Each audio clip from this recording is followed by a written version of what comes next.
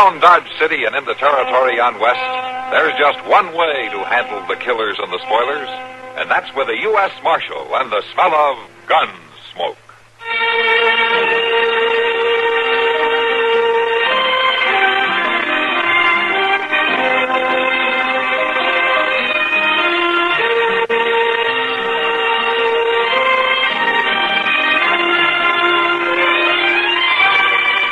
Gunsmoke, starring William Conrad, the story of the violence that moved west with young America, and the story of a man who moved with it. I'm that man, Matt Dillon, United States Marshal. The first man they look for and the last they want to meet. It's a chancy job, and it makes a man watchful and a little lonely.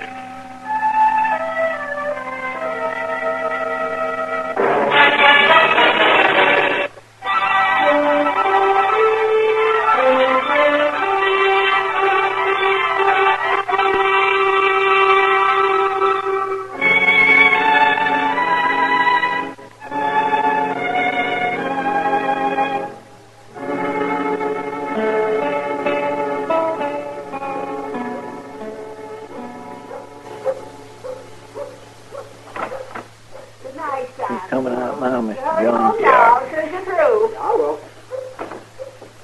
This ain't gonna be easy on her, Mr. Jones. Facts are facts, Chester. There's nothing we can do to change them. Yes, sir, I know. Oh, good evening, Miss Gross. Oh, Marshal. Chester? Evening, ma'am. Fetched Marvin his supper, did you? Oh, yes. Land sakes, the hours the bank makes that poor boy work as a caution. He wouldn't hardly ever get no warm food if I didn't pack it down to him. How have you been, Marshal? Oh, fine, Miss Gross, just fine. That's good. Well, no, you gents have got things to do. Mighty nice to pass the word with you. Good night, ma'am. Good night. That's a doggone shame. She's a fine woman. Yeah. It's just gonna break her heart. I don't like this any better than you do, Chester. But it just don't make sense. Why, Marvin Gross is as likable a young fellow you'd ever meet. Quiet, pleasant spoken. You never know. Wait outside here, will you? I want to talk to him alone. All right, sir. I'm sorry, the bank's closed. Oh, Marshal Dillon. Evening, Marvin. You working late again? It's sort of getting to be a habit. Mom just brought my supper. Like some coffee, Marshal? No, thanks. I don't really mind working late now and then. The other fellow's married and got a family, and I got nothing to do with myself evenings anyhow. You won't mind if I go ahead and eat, Marshal? No. Go ahead, Marvin. You wouldn't figure there'd be much bookwork in a bank like this, town the size of Dodge. But the doggone sure is. Well, there's a lot of business done around here. I guess it's all got to be kept straight, huh? Yeah, that's it, all right. Yeah. But it sure takes time and paperwork. Oh, by golly. Mom fixed me chicken and dumplings tonight. Sure you won't have some? No, thanks. Marvin, Mr. Bodkin was in to see me today. No? Well, I can say one thing about him. He's a fine man to work for. Well, he was explaining the system you use here with your gold reserve, how you keep the gold in the vault and issue banknotes against it. Yeah, it's the same system most of the banks out here use. Well, he tells me that ordinarily the gold's only checked once a year when the bank examiner comes through. That's right. It just gathers dust the rest of the time. Uh-huh. Well, yesterday, Mr. Bodkin took a notion to check it himself, Marvin. There's $20,000 missing. What? He says that you're the only man in the bank who had any chance to take it. No, Marshal, there must be some mistake. Well, I said the same thing, but Mr. Bodkin was pretty convincing. I got a warrant here, Marvin. You're under arrest for grand larceny. No. It's all wrong, no. Don't be a fool, Marvin. I'm not going to jail. Here, give me that gun. Drop it. Drop it. Yeah.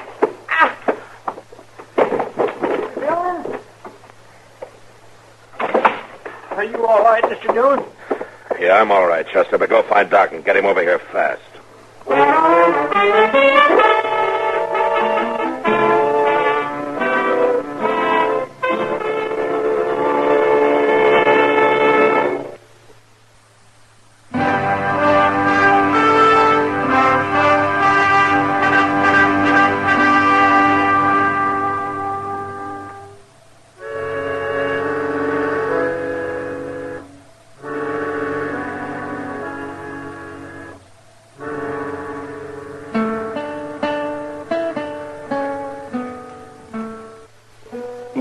in mighty bad shape, Mr. Dillon. Doc's been in there for near half hour. Well, I guess a bank office isn't the best operating room in the world. Marshal, when he grabbed that gun out of the drawer, was he trying to shoot you or himself? I don't know, Mr. Vodkin. I'm not sure that he knew. He was caught off guard, and he acted without even stopping to think. You think somebody ought to go tell his mother, Mr. Dillon? Now, Doc said to wait. He's got a tough job to do, and he figures that Miss Gross being here to just make it harder. Yeah, she's a fine woman. Waits on that boy hand and foot. There's going to be a terrible shock to her. Yeah.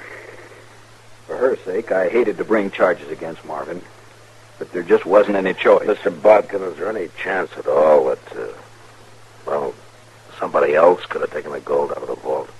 We went over all that when I signed the warrant. Yeah, I know we did. The bullion safe is inside the vault.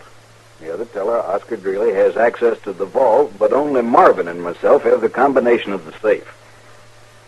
I wish there were some other explanation, but there just isn't. I guess not. This thing is just as unbelievable to me as it is to you, Marshal. My boy's been with the bank nearly 2 years now, and I thought I knew him, trusted him completely. Well, anybody would have, Mr. Bodkin. Quiet fellow like him, not gambling or hanging around the saloon, just living to home with his ma. Well, gentlemen, the job's done. Oh, good. Good. How soon can I talk to him? I said the job's done. I got the bullet out. The boy's dead, though. Dead? He didn't have a chance. Yeah. Did you say anything, Doc? Not a word. He didn't even come to. Mm-hmm. All right, Chester, let's get to work. Well, it appears to me the job's over, Mr. Dillon. There's $20,000 worth of gold still missing. And even worse, somebody's got to tell his mother.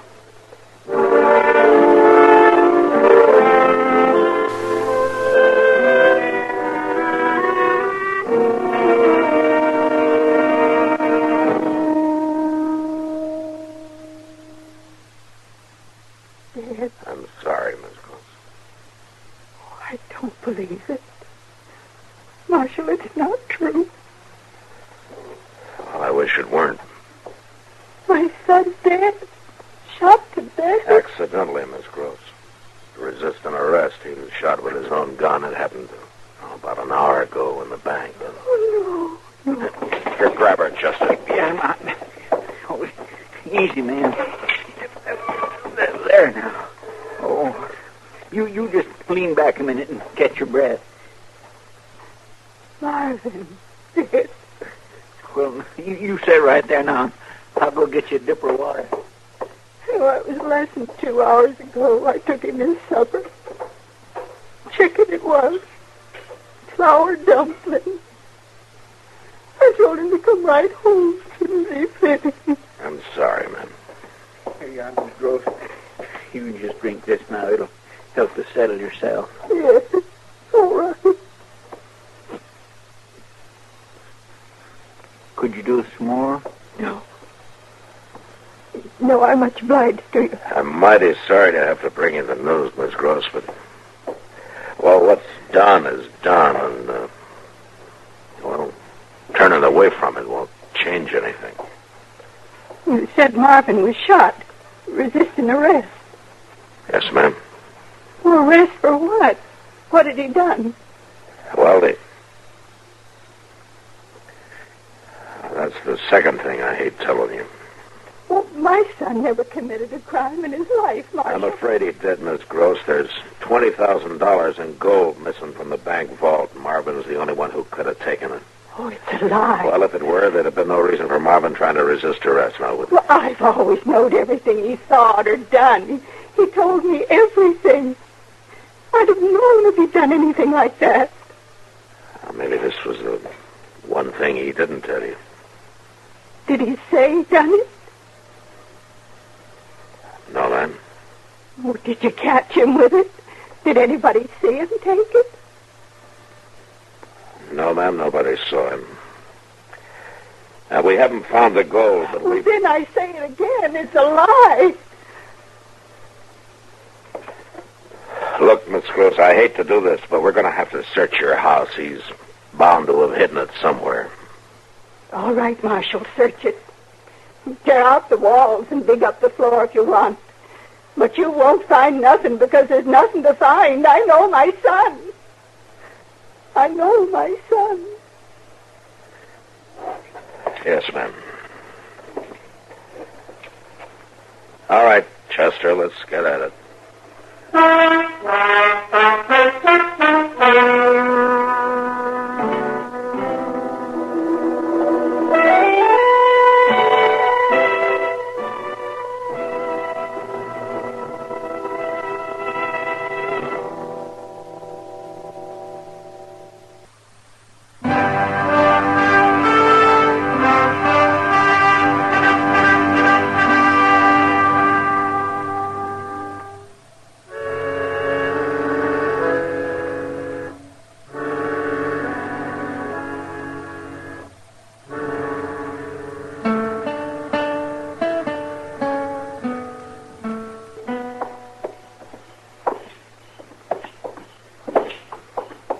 Real nice evening for this time of year, Mr. Jones. Yeah, it sure is.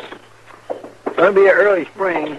I seen a whole passel of meadowlarks this morning out south of town. Oh, they probably wintered here. Oh, sure, there's too doggone many of them, too. Uh-oh. Here comes Miss Gross. Let's go across the street. You can't dodge trouble by running from it, Chester. Well, I know, but the way she feels about things... Marshal. Oh, doggone it, she's sauce. Good evening, Miss Gross. Oh, I'm glad I run into you, Marshal. I was aiming to come by your office. Oh? You found out yet who robbed the bank? No, ma'am. You found the money yet? No, not yet. 2 weeks now. My son laying out there on Boot Hill. Branded criminal. But not one bit of proof to back it up. Well, I've followed up every possibility I could think of, ma'am, but well, every single one of them's come to nothing. But you keep trying. Sure I will. I'll keep trying. Well, I reckon I knowed you would. It ain't you I blame, Marshal. You only done your duty. You got an honest reputation. Thank you, ma'am. But I'll never forgive Mr. Botkin, never in this life.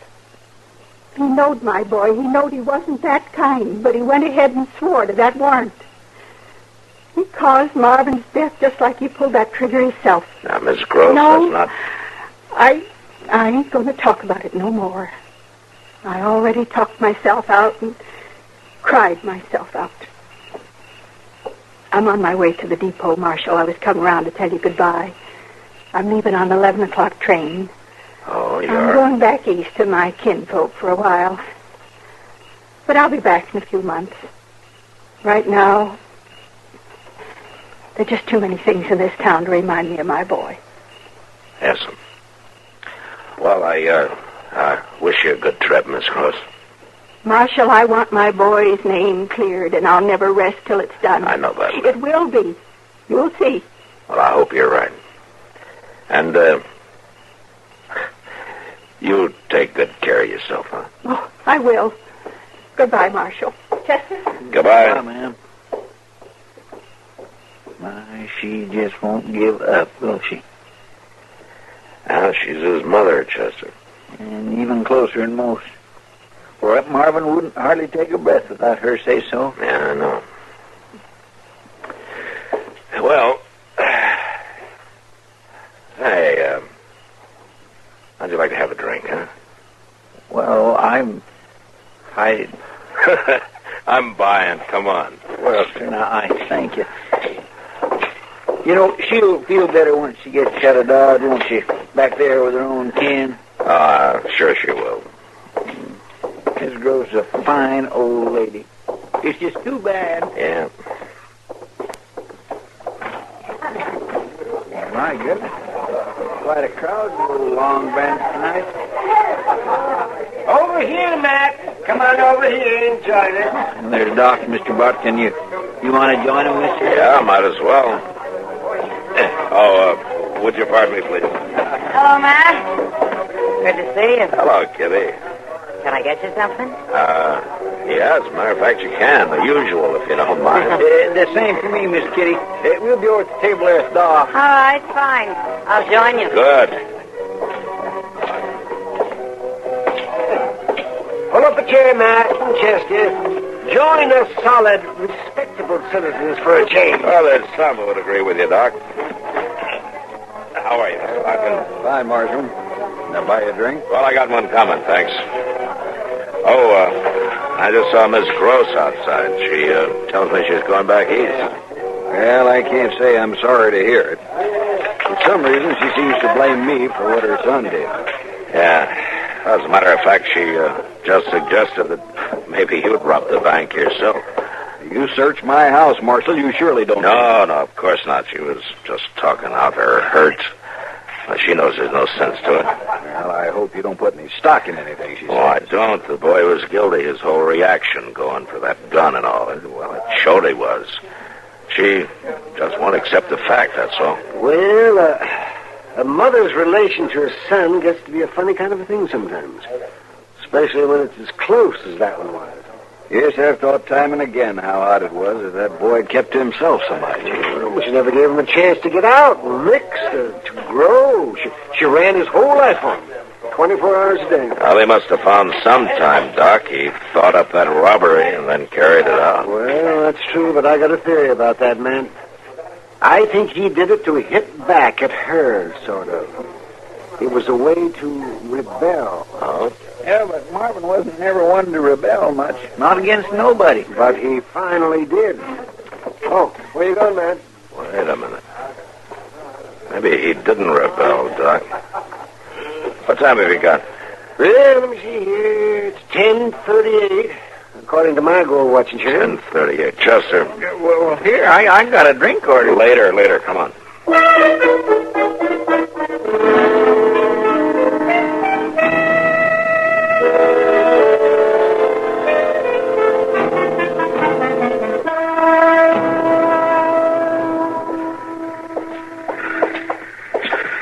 There she is, Mr. Dillon.